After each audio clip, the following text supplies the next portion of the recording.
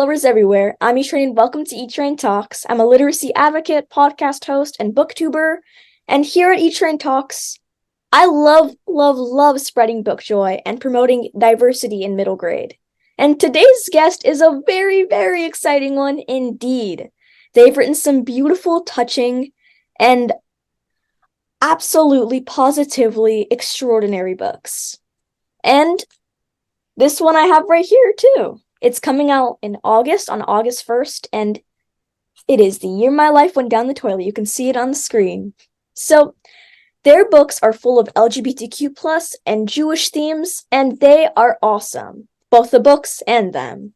Who's my guest, you're wondering? Well, it is Jake Maia Arlow.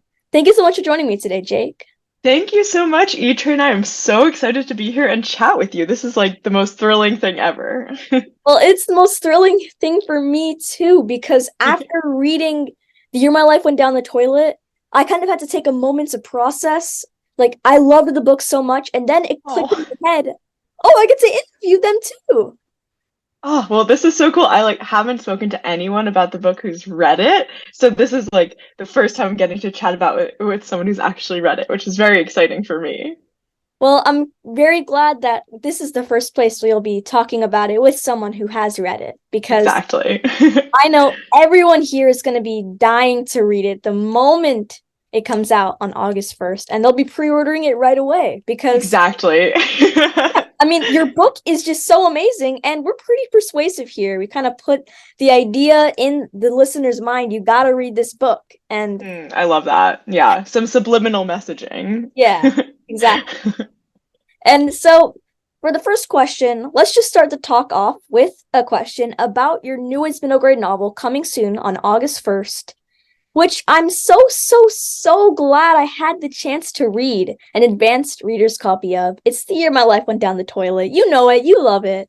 This is hands down one of the best middle grade realistic fiction reads I've read in a while. It's filled cover to cover with pretty much everything in a good way. I mean, there's a lot going on. Yeah, there is. But, I mean, it all makes sense in the end. So, to start off, first of all, there's so many themes, so I'll just bring up a couple right now. So one is that your protagonist has Crohn's disease, and after reading your book, I know it's not something that I'd ever want to deal with if possible. So I'm curious to know if Crohn's is something that you have or if someone you know deals with, and why did you choose to include it as a topic for your story? Yeah, I love that as a starting question because, yes, I do myself have Crohn's, which falls under the umbrella of inflammatory bowel disease, which includes Crohn's and ulcerative colitis. So both of those are kind of similar diseases. And it was something I was diagnosed with when I was in middle school, and I never really saw other people talking about it or even talking about, going to the bathroom, because that's such a big part of Crohn's and ulcerative colitis because they both, deal with your digestive tract, which all ends up in the bathroom. So hence the title, The Year My Life Went Down the Toilet. It's all connected. But yeah, it was really important to me to write about a character who was also just diagnosed with Crohn's, both because it's something that I went through and never had a lot of examples of how people, deal with it. And also, which I know we'll get into talking about later, I wanted to show like a whole community of people dealing with the same chronic illness and how they support each other and how it's so important to like have people who know what you're going through to talk to when you're experiencing something like that. Well, that's pretty awesome. And I mean, we're definitely going to talk about the support. I guess it's a bit of a giveaway, but it's a support for our protagonist, Al. And I mean, I love the fact that The Year My Life Went Down the Toilet is an uncomfortable read, because I know that sounds strange, but middle school is such an uncomfortable time, and nobody really talks about it. I mean, people talk about the bullying and all that, and that sucks. It exists. That definitely does exist. But also, it's a time where I guess there are, changes in your body and stuff like that. Yeah. I don't like talking about that. No, yeah, it's uncomfortable for everyone, and it's not something people, like to talk about, but every single person goes through it. Yep. every person. And so staying on the topic of the year my life went down the toilet, and of course, middle school. So Al has a crush on one of her Crohn's disease support group friends. And we actually find out that her crush likes her back. That being said, I've sometimes felt that there's a part of the story that's missing in middle grade reads. And your book, The Year My Life Went Down the Toilet, has that missing piece. Crushes. I mean, in middle school, we do have crushes. And, it's in elementary school, it's kind of like, ooh, I like this girl, but I have what that means. Now, in middle school, people think that they know everything about crushes now. And they have no idea. I mean, I'm saying that in middle school, so I probably... Yeah, I'm like, yeah, it's cool that you have no idea, because that's definitely true. Us middle schoolers think we know everything. And yeah. So anyway, we do have crushes in middle school, and there aren't too many middle grade books that actually tackle this topic, and it makes your story even more relatable. So why did you decide to include crushes, specifically Al's, which is on crushes on Mina, and why did you include your book? So I think, like you were saying, it's something that was a huge part of my middle school experience. Like, I always developed, little crushes on people. And even if it like never went anywhere, but even so, it's still like, it's so fun to talk about it. It's so fun to like just have that in your life to like, kind of makes the school day more fun, whatever. Like, it's a big part of middle school. So it felt like if I'm writing a book for and about middle schoolers, like that has to be an aspect I include. And also it was just important for me to have this like queer crush element in the book, which again, I know is a question I saw. We'll get to more of the stuff about the queer content in the book, but it was just really important because both this and my first middle grade book, Almost Flying, really center like the crushes that the main character has. And I think it's just because it's both such a good element to like tell the story, you're dealing with how you feel it within your own body, and then you're also thinking, oh, I like this other person, so it's like internal, external, all the like aspects of middle school that are stressful or scary or make your palms sweaty, like all of that I like to include in my stories. Well, I'm so glad that you do. And it feels like in middle school every day there's somebody like, oh, I have a girlfriend now. Oh, we broke up. Oh, she friend zoned me. Oh. Oh my gosh, I love that. This is good intel. Like, I need all this intel for my next book. I'm your intel. I'm your spy into Perfect. That's great. So crushes are a huge part of middle school, and every day it seems like there's a new gossip going around that will go nowhere, and nobody cares about it the next day. It feels like people think it's our life in middle school, and it but like it is while you're there, like no matter how you're feeling that day in that moment. And that's also what I like about writing for middle grade. Like, every emotion you have, and I'm sure you could corroborate this, feels so big and so important because it's like the first time you're feeling that. So like that's also what I love writing about. Like, it's just everything feels so like life altering. Exactly. Everything is, and everything also feels like it. So you're now to continue on about like how much I love The Year My Life Went Down the Toilet. It is just fantastic, seriously fantastic, and I could not put it down. And there's so much going on in the most amazing way possible. And as I mentioned earlier, it's so relatable for middle graders and middle schoolers specifically. And so I'm so glad that you're deciding, oh, I'm going to write for tweens and teens because we're so awesome and nobody would ever know. Agreed. Totally agreed. So I've spoken to a number of authors who say they write stories that they wish they had access to growing up. So do you write for a younger audience for that reason as well? And why do you choose, if that's not your reason, why do you choose to write for tweens and teens and young adults? Yeah, that's such a great question, because that definitely is an aspect of why I wanted to get into writing middle grade and young adult, because like with The Year My Life Went Down the Toilet, the main character, is definitely not me, because I never realized I was queer then. I never had that community of, supportive friends with the same chronic illness as me, but she does, she is queer, she does have a chronic illness, and she is Jewish, which are all things that like all identities that I have now that maybe I hadn't embraced in middle school. So it's something like I want to show that all those things can like coexist, and that, that's like a person has many identities regardless of who you are. You might, be someone who loves to read books. That's an aspect of your identity. Like everything you love or do or are is an aspect of your identity. So that was really important to me. And also, like I was saying, it's just way more fun to write books when you're in the mindset of like a kid. Like I can easily remember back to middle school when everything felt so huge and serious. And then I can remember even closer back to high school when everything still felt like that, but things, started to get a little more serious, and things really did have some more real world consequences. Not that things don't in middle school, but like it just every year it gets more and more like real almost. So I think I love writing for, your age group and a little older, because it does feel like both I'm getting to tell stories that I wish I could have had, and I'm getting to tell stories for like a group of kids who like it's everything feels so much bigger and more important and more exciting. So those are sort of the two reasons. Well, those are two great reasons. And my next question for you is kind of moving on to not the story, like we're talking about the characters that you write, but now let's talk about Jake. So okay. I'll talk about you. So I read on your website that you co-wrote a musical. I saw this question. Okay, I'm ready. About a gay demon who competes in a reality TV show. Oh my God. That itself is such a gripping description. And I want to go watch it and read the script right now.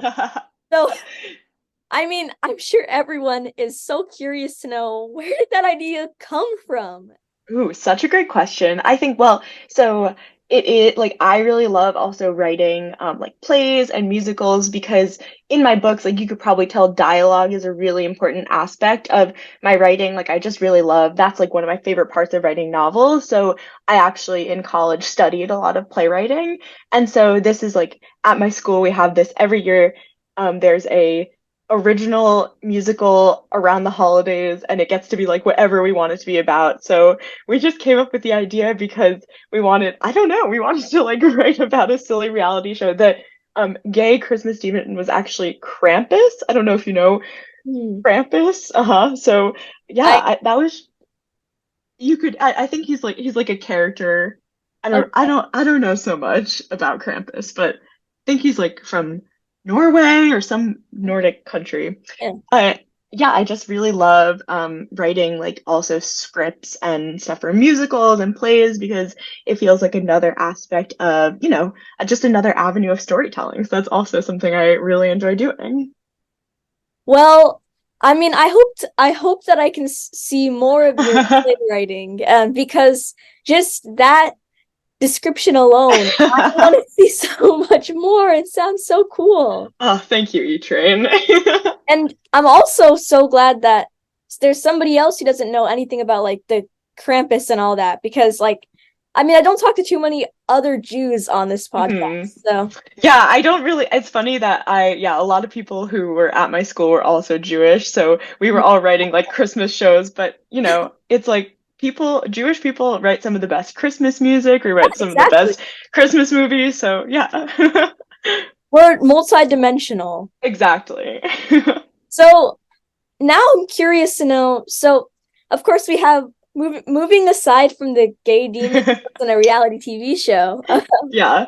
I happen to find that you have a TikTok, and I mean, you have over 15,000 followers and 1.2 million likes. That in itself is so awesome, because I've seen so many like people saying authors need to have so many followers on TikTok and all that for their books to get noticed. And I'm so glad that you're the one who has all these followers.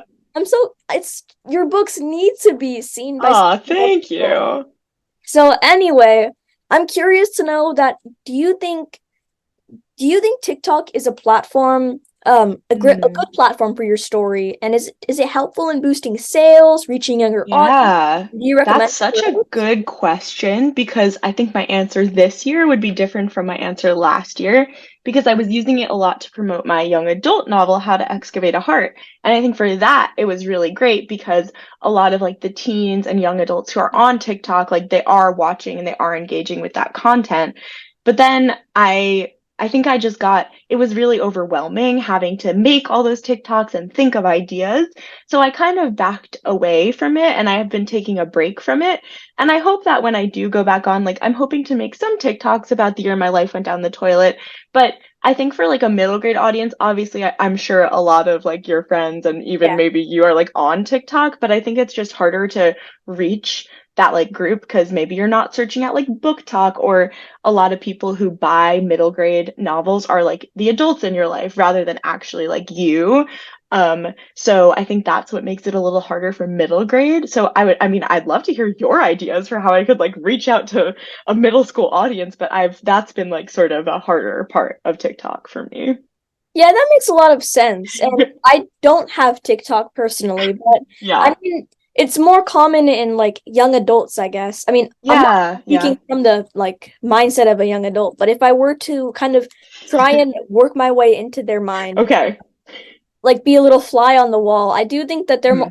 they're not just on TikTok more, but I feel like they're also probably looking at more mature things rather than dance. I Mhm. mean, middle graders are probably looking up like dance TikToks, and I mean, I also think that your story is real. At least the year my life went down the toilet. It's pretty niche because I I mean, agree. you have Jewish themes, Crohn's disease, Yeah. queerness, and Yeah. that. So it's pretty niche as well. So, Yeah, I but agree. I think yeah, hopefully TikTok's really good at like finding exactly who your audience yeah, might that's be. true. So maybe there's, Maybe middle there's the most schoolers who talent. are, yeah, yeah, exactly. So I don't know. We'll see. That's a great question though. Yeah, thank you. And I think I could think of some ways to promote your story through TikTok. So anyway, I talked a bit about how you include Jewish themes in your stories, and I love that so much because like it just has everything that I love in middle grade. You have the queerness, the Jewish themes, everything. I mean, Yeah. so I'm curious to know what's your advice for Jewish or just marginalized groups in Hmm. general who are afraid but want to write their stories? Yeah, that's such a great question because also like like you said, this book does like Al and myself have many intersecting identities, and I think that can be hard to like, especially for this book, I was like, oh, are people gonna think this is too much? That, the main character is queer, the main character has a chronic illness, she is Jewish, and also there are like queer adults in her life too. So like that and like but like that's the same with my life, like I am also all those things and also have queer, like I'm an adult but like older adults in my life and family.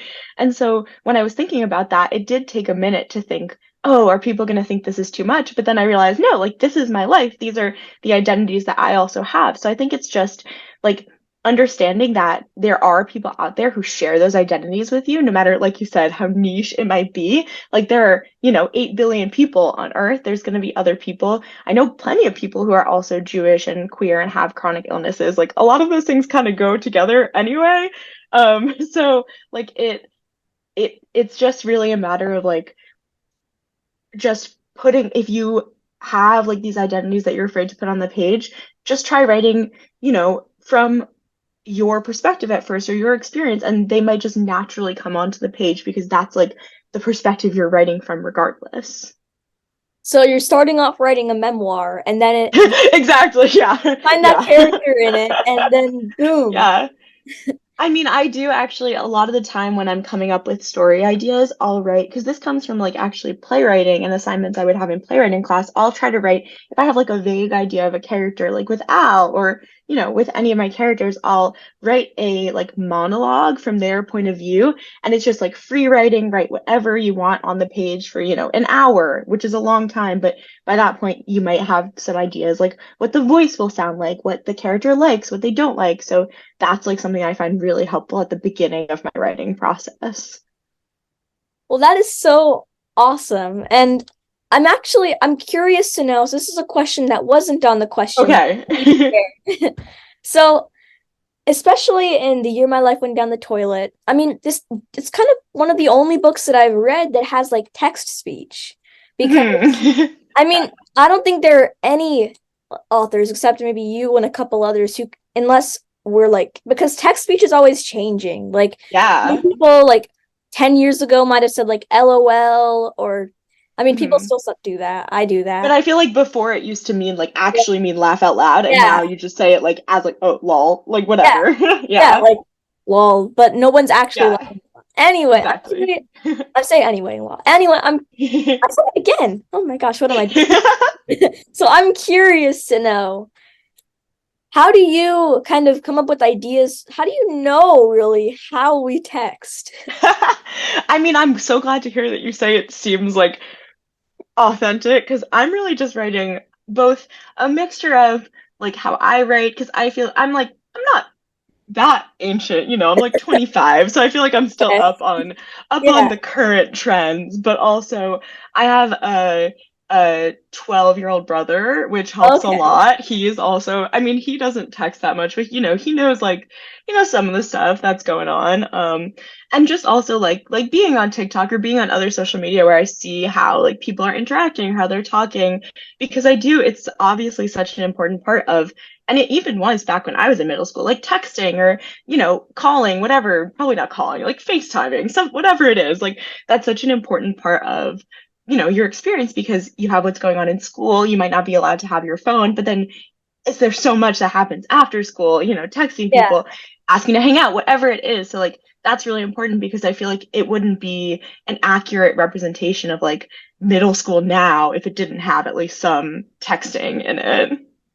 And for reference, everybody, if you don't really know what like text speech is, what kids say now, I'll give you an example from my school kind of tech group. I would love to hear. One kid says, OMG, you are like you're, but spelled you are so right, for real, for real. That's like FR. Of course, yeah. No cap on ONG, which is on God. That's what we do now, I guess. I love it. That feels right. Also, it helps because last week I was at actually I was volunteering at a camp for kids with Crohn's and IBD, one that I went to as a kid. So I also heard a lot of what people are just saying. So now I've been going around saying like bruh like all the time. So, and bruh is also a weird one, because now, at least at my school, it's different at some schools, but like nobody even says like bruh as in brother. People now say it when they're like, "Are you serious?" Like bruh. Yeah, it's so that's weird. What I noticed.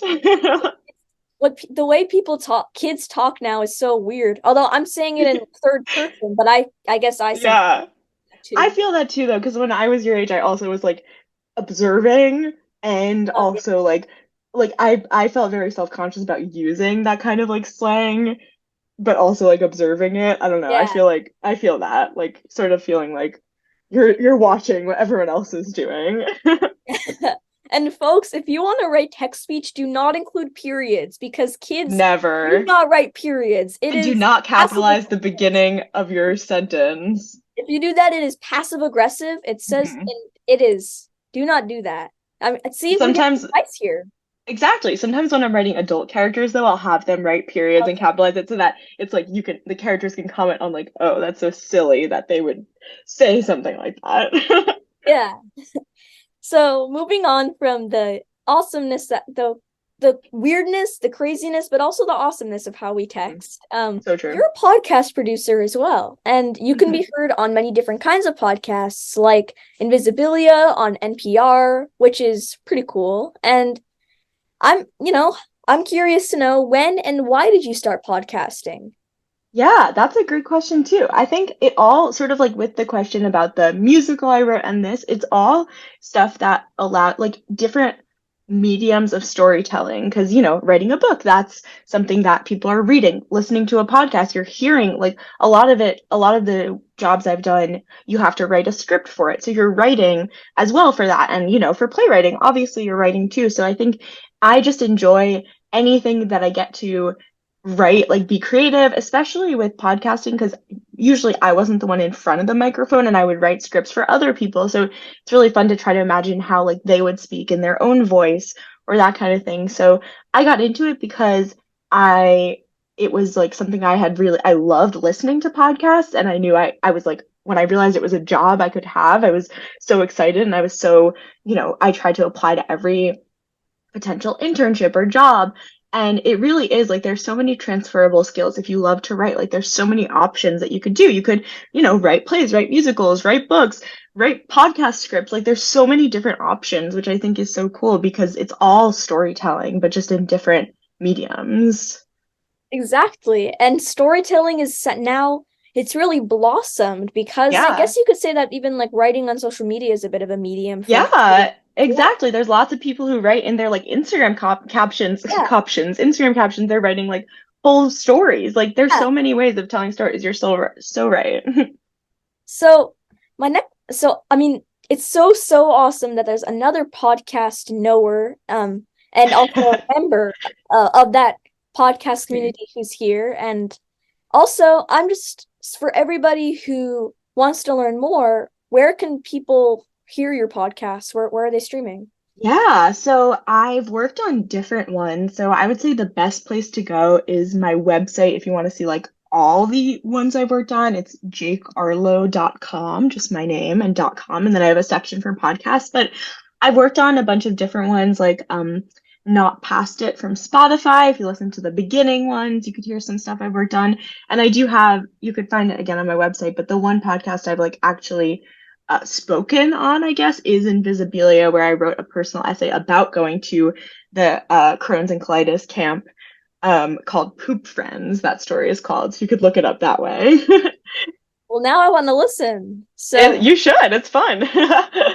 Well, now my next question for you is, while this is typically a middle grade podcast, and of course we're talking mainly about your newest middle grade book, but you also have some YA stories out there, including a YA lesbian Jewish masterpiece, How to Excavate a Heart.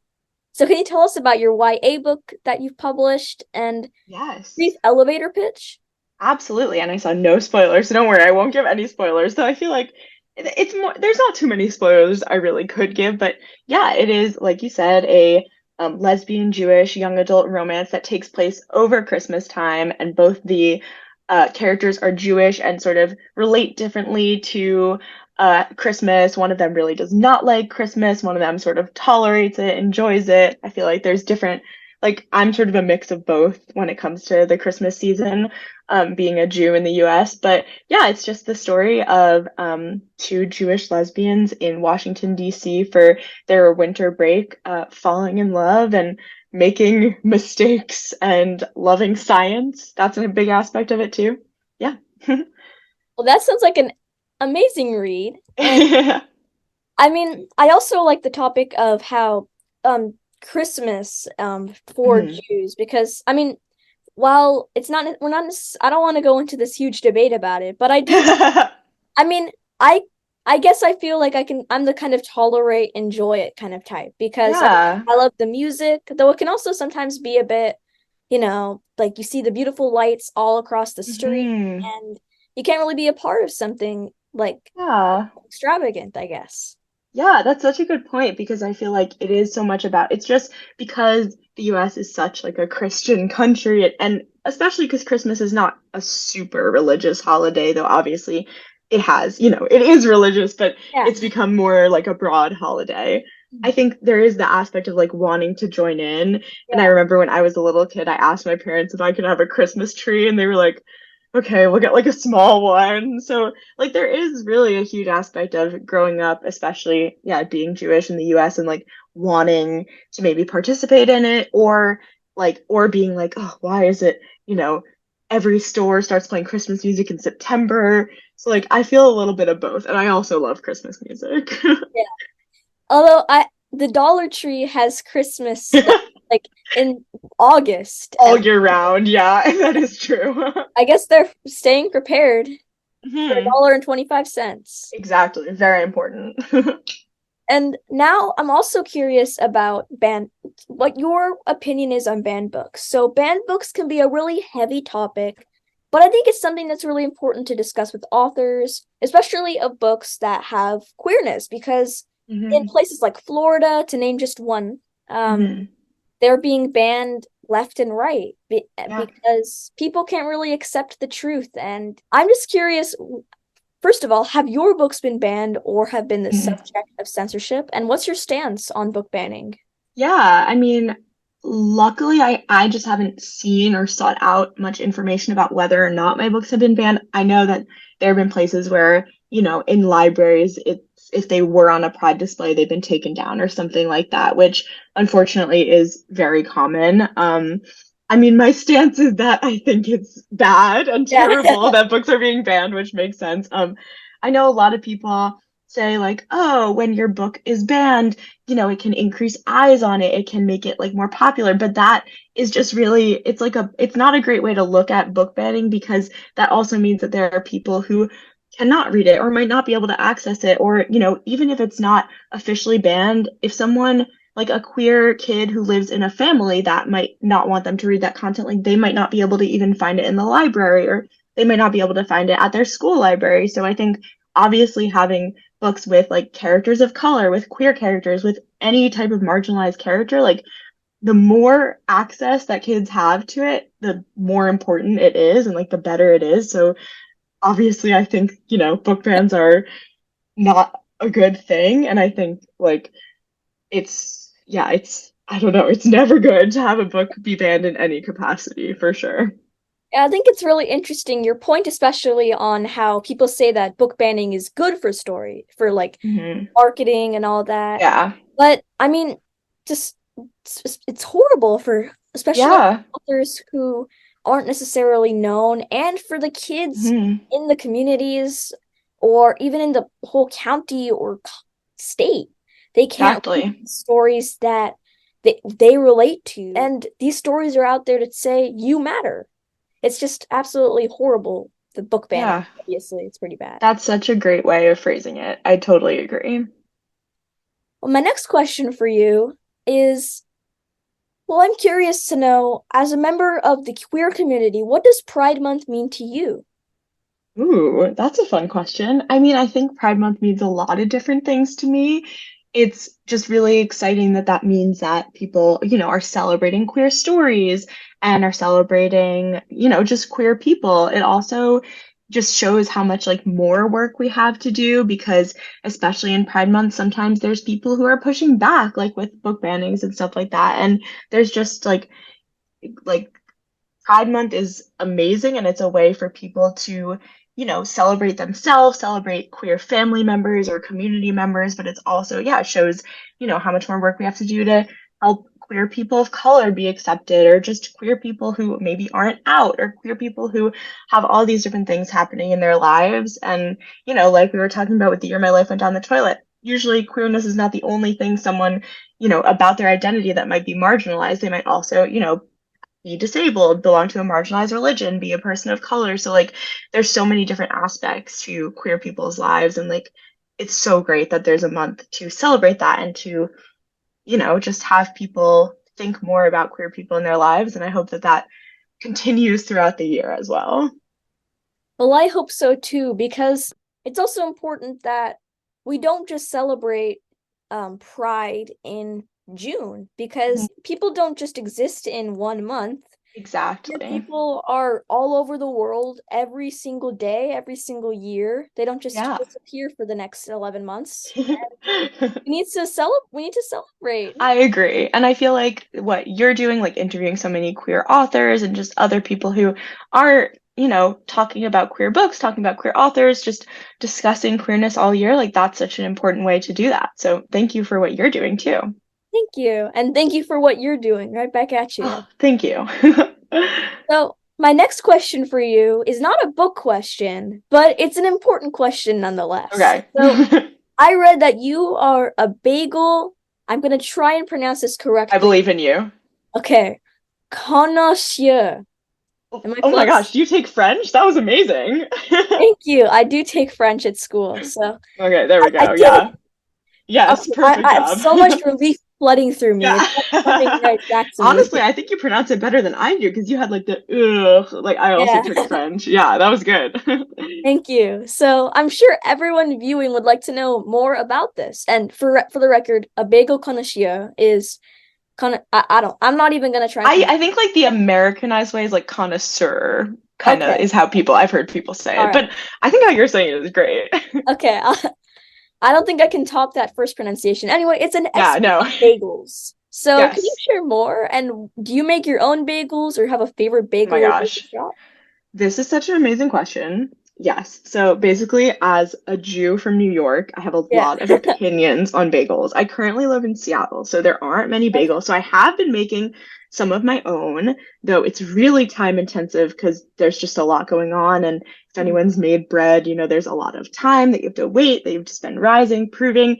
But yes, so basically, if you're getting a bagel in New York, if you're getting it fresh in the morning, never get it toasted. That's my firm opinion because usually it'll be warm. It'll be like a little gooey on the inside. So good. My go-to order, if it's a fresh bagel, is like a sesame bagel, just with plain cream cheese, maybe a chive cream cheese. Love that. Um, and I mean, I love every type of bagel, everything bagel, all of that. This is like really kind of embarrassing to admit, and I think it's sort of a food crime, but I used to get, before I stopped eating fish and meat, I used to get a cinnamon raisin bagel with tuna salad on it, which I know is, yeah, not good. So I would recommend not doing that. That was Yeah, that's a before I great. became an expert on bagels, I would say. But now, but also whatever bagel is calling you, that's the right bagel for you at that moment. That's my belief. Well, we don't have any bagels here in California, and while I'm not from New York, I mean, we have a Noah's Bagels. That's kind of a Okay. guy. And I've Noah's. never heard of that, but seems good. Oh yeah, so I thought it was like all over the place. I don't know. I'm not a Yeah, I huge haven't. bagel expert. So Okay. basically just a bagel place and a bagel chain. And it's Oh, pretty okay. I'm not a huge tuna salad on a cinnamon raisin bagel fan, Yeah, but I wouldn't recommend you starting it. yeah, it's a path that I do not want to take. Yeah, that's good. So And then I've I'd go on a learned from my mistakes. dark road from there. Exactly. Who knows what'll be next? A Yeah, blueberry bagel with brisket. I don't know. I mean, that doesn't sound horrible. Maybe on the side, Maybe maybe. on the side. Yeah, that could be Yeah, okay. that's like the ultimate Jewish like dinner. Yeah, yeah, brisket with a bagel. Yeah, I mean that is a classic. Yeah, that is. So now it's time for the final question of the interview, and this interview flew by for me. Yeah. So I've asked every single person that I've interviewed this question, so no pressure. So if you could be or if you could meet any literary character, by them what I mean by that is you could be or meet your favorite author or it could be your favorite character in a Ooh. story. So who would it be and why? I love this question. Okay, so when I was a kid, my favorite series ever was Anne of Green Gables. I was like so obsessed with it, and I still am, but I haven't read it in a while. I just loved Anne so much. I loved the fact that she lived on Prince Edward Island. Like that was so cool. So I'd love to go to Prince Edward Oh Island. That's yeah. a really important part of it, and meet Anne and like hang out with her and I don't know, probably like her as an adult because in the later books she is an adult and then there's a whole separate spin-off series that's like her kid as well. There's like a lot of Anne of Green Gables books. So probably Anne because she had a really big impact on me as a kid. Well, that is a great answer. And I think the going to Prince Edward Island part is very important That's because I that's the mean, most important part, yeah, yeah. like seeing Anne in Sacramento, California will not really have that same, that same feeling to it. Exactly. Like, As the kids might say, it wouldn't hit the same yeah, as it just hits if different going to exactly. Prince Edward Island. So yeah, thank you so much for joining me today, Jake. And Thank you, everybody, Adrian. this has been Jake Maia Arlow, the master of text speech, the playwright aficionado.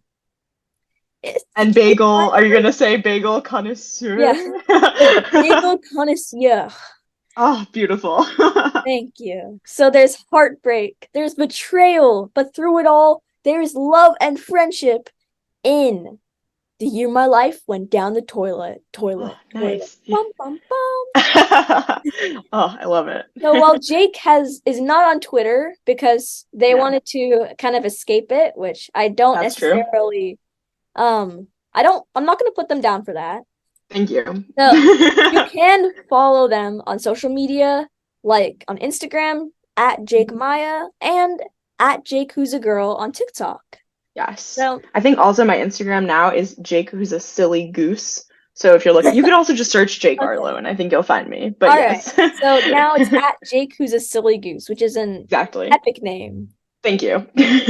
So that's all for now, everybody. Keep reading, stay safe, and remember, let's not just celebrate Pride Month in June. Let's make it Pride Year.